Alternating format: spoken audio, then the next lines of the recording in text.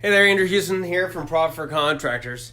You know, if you're in this cycle of not having enough time, not having enough cash flow, not having enough profits, just not having enough, right? Enough crews, we got to stop the cycle. I think one of the biggest things to stop that cycle is you need to understand what ROI is. So ROI, just to let you know, stands for return on investment. And there are so many different avenues of return on investment. Again, welcome to Trading Tips in Your Truck. We help contractors get more control, more profits, more freedom out of their contracting business than ever before. And in saying that, I think one of the things that holds us back is we make these excuses, right? We make these excuses around, I don't have enough time, I can't afford, to spend money on something, I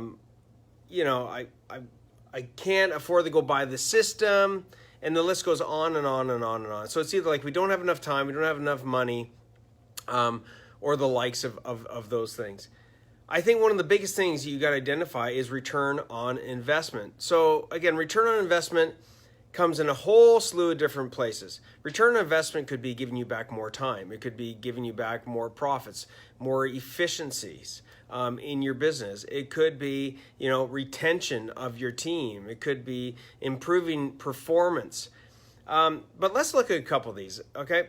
I think there's a couple of ways to look at ROI. You can look back at return on investment. That means you can look back in time, or you can look ahead in time. So let's deal with the one that I hear a lot, which is, hey, Andrew, hey, coach, I just don't have the time to, I talked to a couple of people just the other day. Oh, man, this thing keeps dying on me. But I talked to a couple of people the other day, and they were like, yeah, it really makes sense to work on the business. It really makes sense to do a lot of these things, but I just don't have the time. I'm like, oh, that's interesting. So then we started breaking it down. We started looking at, how much time do you spend on, let's just pick something that you spend a lot of time on. And they're like, yeah, I spend time on callbacks. I get customers calling me and telling me that, the job wasn't done properly. And so we got to go back and do that job. I said, okay, that's interesting. I said, so how much time do you spend, doing that? And they were like, we're getting 5-6 calls a week doing that. Hey, Alex, how's it going, bro? So again, when you take a look at that, when you start to really break that down, and you're looking at this owner, in this case, going out to these jobs because they're getting callbacks, look at the value of that business owner. Think about what is the value, what is that time of that business owner worth? Let's just put aside the fact that he's the CEO of the company, which in my opinion is worth thousands of dollars per hour, okay? But let's just say from a billing perspective that it's $100 per hour.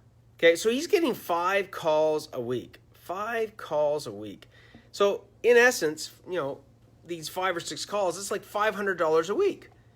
And so when you think about that, over the span of a year, that adds up to a lot of money, right? 52 weeks in the year, that's over, that's over $25,000 right off the bottom line. And he's telling me that he doesn't have time. Now, isn't it interesting though that, to fix that problem, it's probably going to take him maybe 2, 3, maximum say 4 hours to break down a system to put in place to address those callbacks, or at least significantly reduce those callbacks. Now, let's take a look at that. For example, again, we're slicing it down. So there's this $25,000 that's sitting there. Let's say that we're able to reduce, say 80% of it. Let's say that we're able to reduce $20,000 of that, of that cost of doing those callbacks. $20,000. And it takes him 4 hours over the span of, breaking it down with his team, identifying, a checklist, putting a system in place, whether that's a Trello board or something, or something of that nature, a whiteboard, whatever it might be, that addresses those callbacks to ensure that the job is getting done and finished properly, having a finished checklist. Think about that. So $20,000 into 4, right? Took him 4 hours, roughly. Even if it takes him 5, right?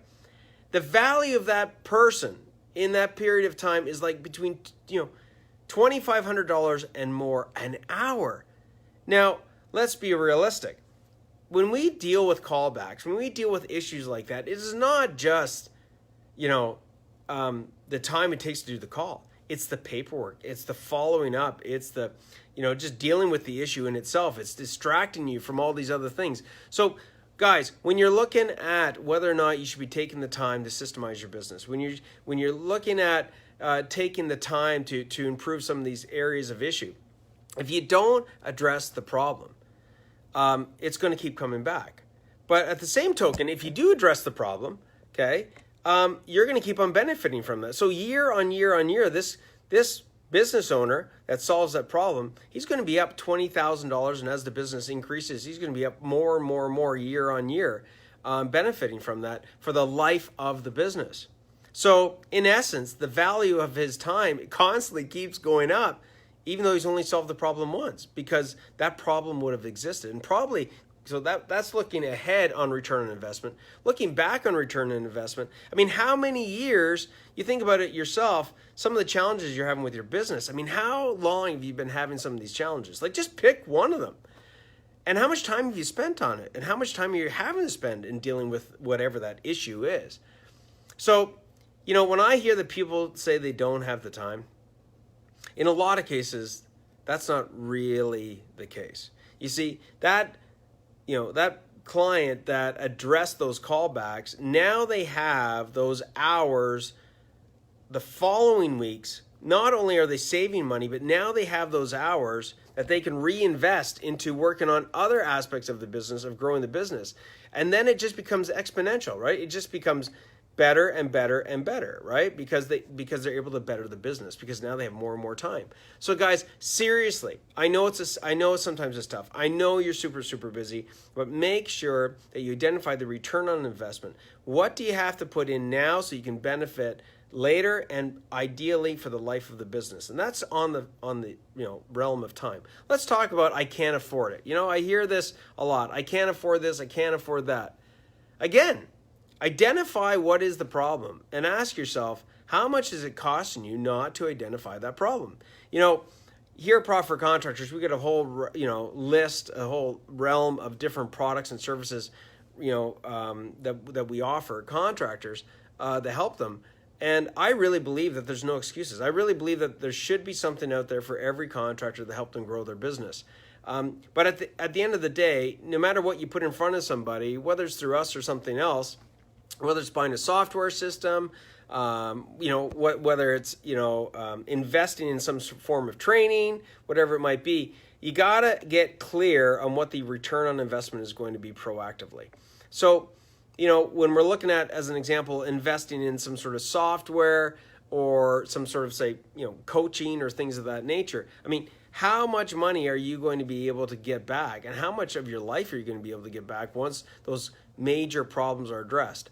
And I think one of the things you've got to recognize is that sometimes you just can't see it because you're too close to the fire. So, guys, identify your return on investment. Look back on how much does it cost you. Look back at how much time is it taking up of your life. Not just business-wise, but personally. I mean, lying in bed, thinking about, this particular issue. In this case, it was callbacks. Look at your team from a training and efficiency perspective. I mean, imagine if you got 10 people working for you. And whether you got 10 people, 2 people, the example I'm going to use right now is applicable. But let's just use the number 10 because it's easy. Imagine if you were able to increase the efficiency of those 10 people just by 10%.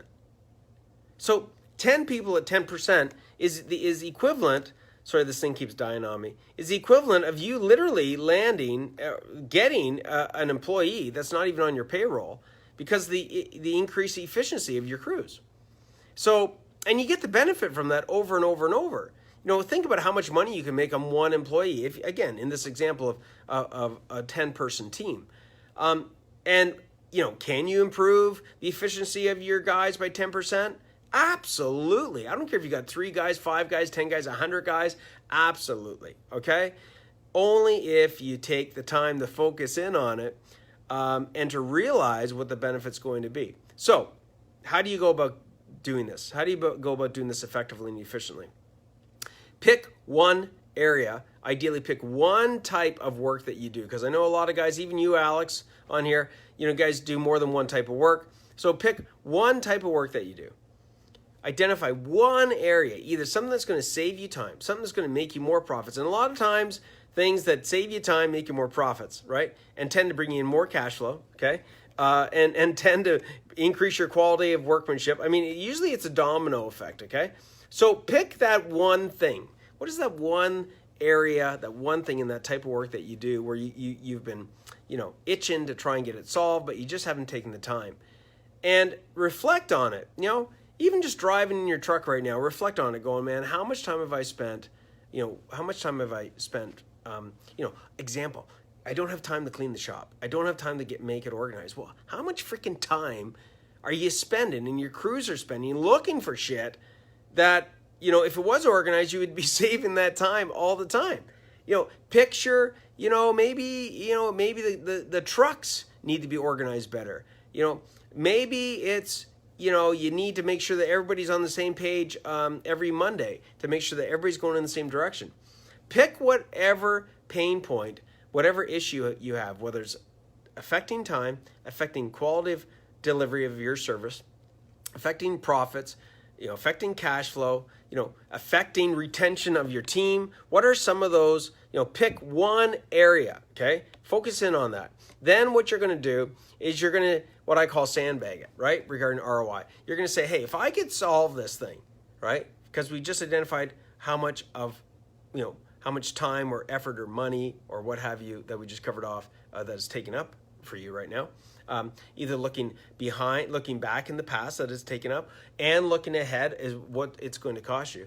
And say to yourself, like, even if I solve this problem and it only addressed X percentage, let's just say 50% of it, how much value, how much return on investment would that give back to me in time, in profits, in cash flow, in a better environment, in retention of your team, in getting more clients? Like, think about those areas, okay? So, guys, don't tell yourself you don't have enough time. Don't tell yourself you don't have enough money. Tell yourself, what area in the business that if I solved would be able to give me, consistently give back to me, more of those things that I just covered off, right?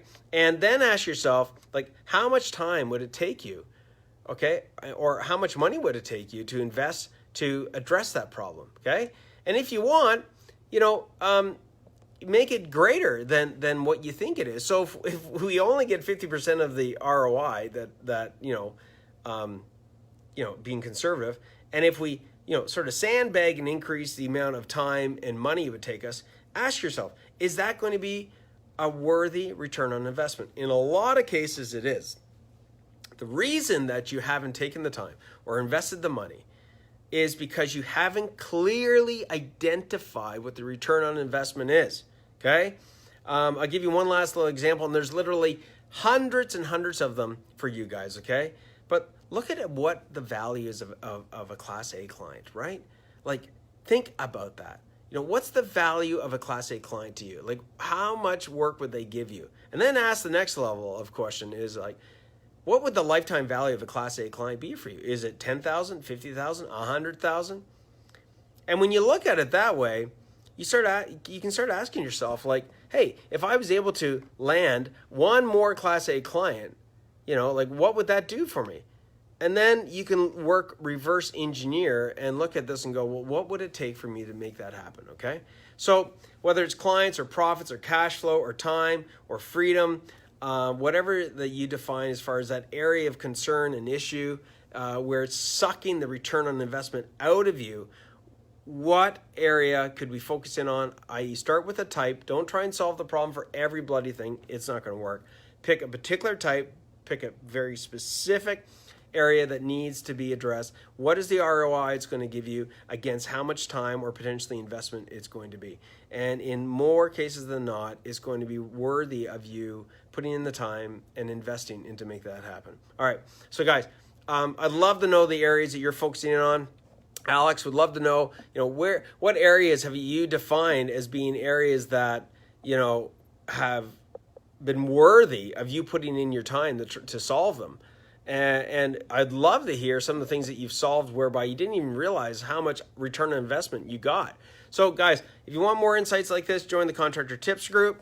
Okay, would love to see you in there. I'm going to eventually get this thing fixed. I'm sorry about that. Like it drooping here like crazy. But anyways, this is Andrew Houston from Profit for Contractors. Looking forward to seeing you guys succeed and having a better business, making more profits, making progress. And again, you're just one strategy away from improving your contracting business, from improving your life. You don't need to have 50 strategies. Just pick one strategy, focus in on it. Understand the return on investment, potential return on investment. And if you are conservative with that return on investment, then, when you start analyzing, what it's going to take to make it happen, you're going to quickly realize, man, I got to get this thing done. Okay. And guess what? Like I said, typically when you get things solved in your contracting business, you benefit from it every day, every week, every month, every quarter, every year.